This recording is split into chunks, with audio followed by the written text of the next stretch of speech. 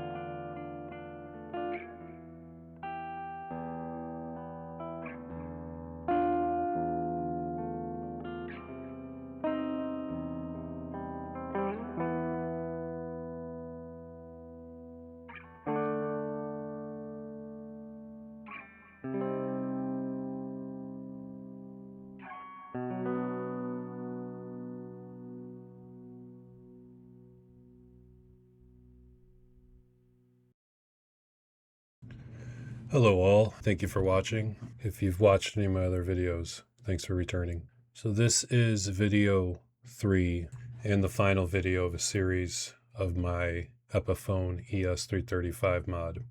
Just to kind of recap, I pulled out the factory 500K CTS Potentiometers and will be installing extra large 525 Art of Tone CTS pots. I also put in Soviet oil and paper capacitors. They are 0.015 UF. And then I also did a treble bleed mod. So with the treble bleed mod, they are 0.022 UF orange drops with 150K resistors. I built out the treble bleed mod myself with the orange drop and the metal 150K resistor. Unfortunately, I lost the footage. I did that in the earlier video, video number 2, when I was starting to solder all the components back together. So this is kind of the most difficult part. It just takes a lot of patience trying to navigate and move the pots in. All I really have is the F-hole. So obviously the guitar can't be taken apart. Yeah, I just use tweezers, screwdrivers, and just kind of move everything I can into position. I actually forgot to remove some of the washers, or actually it was a nut off of one of the pots. So I had to kind of take it apart after I already got the harness into the body, and I didn't want to pull the harness out all the way again because it was just a pain to get back in. So you see me kind of pulling it up now and taking off the other nut, and then I'll gently put the lock washer back down and kind of fish the pot into place. Once you kind of get the hang of how to move things around, it gets easier. I would say the most important thing is kind of laying out the harness and the wiring so that way things aren't crossed or knotted. So that way when you move them into position, there's no resistance, or they don't spring back because wires are twisted. You have to pay attention to the way that it's being put in through the bridge pickup hole. And then as I go through it, just fish it with a screwdriver and a pair of tweezers. Once you get the whole harness into the body cavity and kind of move it around into position, when you get a pot lined up, you kind of pull it through the top, drop the washer and the nut over it, and snug down the pot. Move on to the next one. This whole process is kind of a delicate dance because you don't want to scratch the top of the guitar with your tools. Again, this is my guitar, so I'm too concerned with the scratch here or there, but if this was a Clank guitar, I definitely would have some type of protected cloth, or I would tape over the finish with some painter's tape just to make sure I'm not going to scratch it. Yeah, I'm moving along. You can see I got the tone pot set for the bridge pickup, and here I'm moving on, fishing through the other pots for the neck position, and then dropping in the bridge pickup and just fishing it around. This process is quite tedious. It does take a while, it does take patience. Here I am getting the switch into place. I'll tighten it down, and I won't tighten it too tight. I'll just snug it with my hands. I don't want to over tighten it in case I have to take it apart. So I really don't want to have to take it apart. So here I am using the tweezers to fish in another lock washer as I move the neck position tone pot into place. See, I fight with it a little bit, but it's not too bad. By this time, I'm kind of getting the hang of it, and things are moving along a little easy. I didn't record it, but I did have to kind of pull things out, and things got twisted in there when I pulled the actual input jack. So here I take a shoelace. You can see I fish it through the input jack, and then I'll kind of tie a loop knot or a slip knot, so that way I can pull it back and get it through the hole to slip on the washer and the nut. Once I get it through, then I can some more fit and finish items like installing the knobs and the switch tip, getting the bridge and stop bar tailpiece, and stringing it up. Still have to screw down the pickups. As you can see, I'm fighting a little bit with getting it to actually come through. This is actually when it was tangled.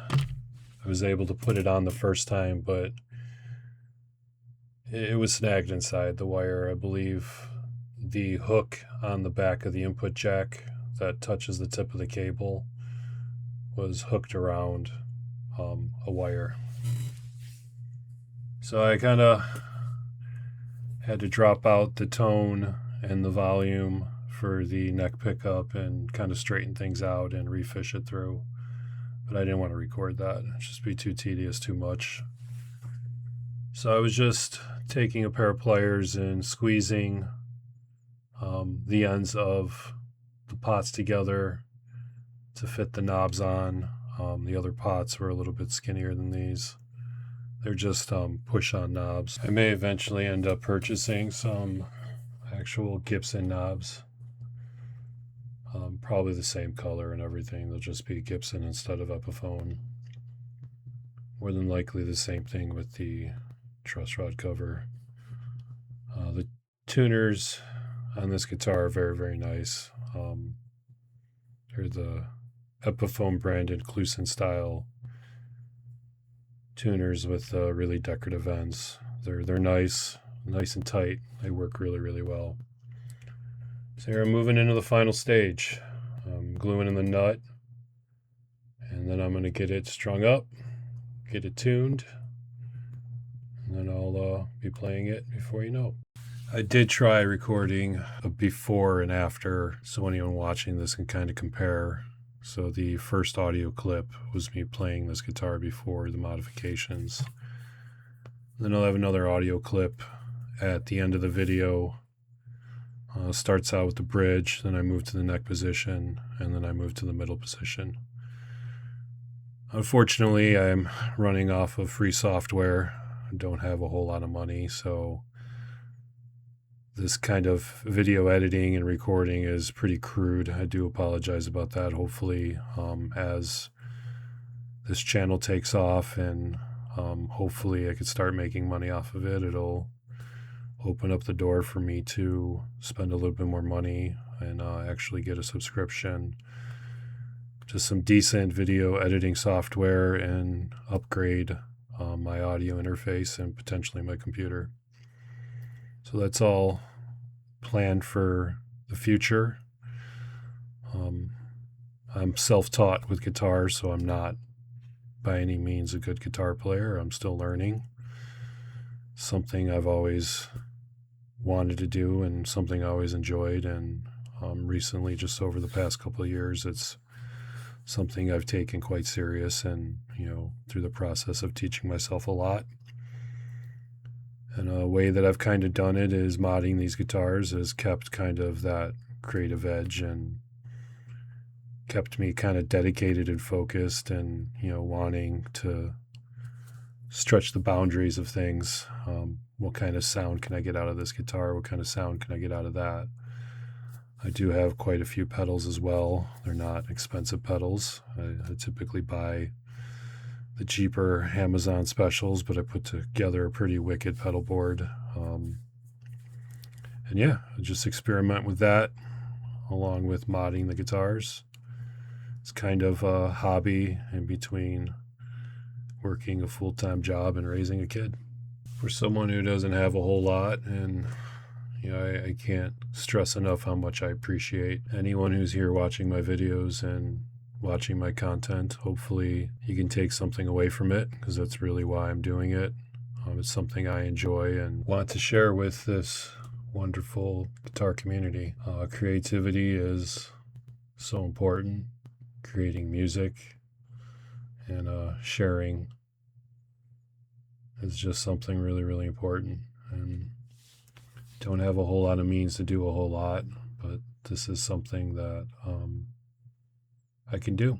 Put myself out there and kind of contribute in little ways to this wonderful community. So if you're at all like me, you started out watching videos like Mile House Studio and with Paul Richards, even Crimson Guitars, Over the Pond in the UK, here in the States, Texas Toast, even non-build content like 5 Watt World, Samurai Guitarist, Rhett Scholl, Rick Beato, and then of course Philip McKnight with the Know Your Gear. And if you have guitar content out there on YouTube, I've seen it. Sorry for not mentioning you. My next series will be heavily modding an Epiphone Les Paul Special Series 2.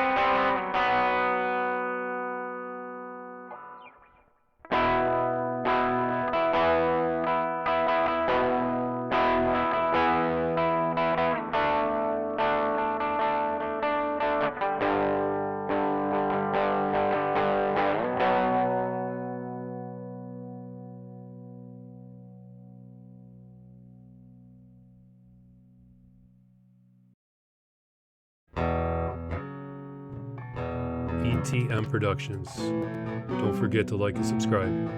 Thank you.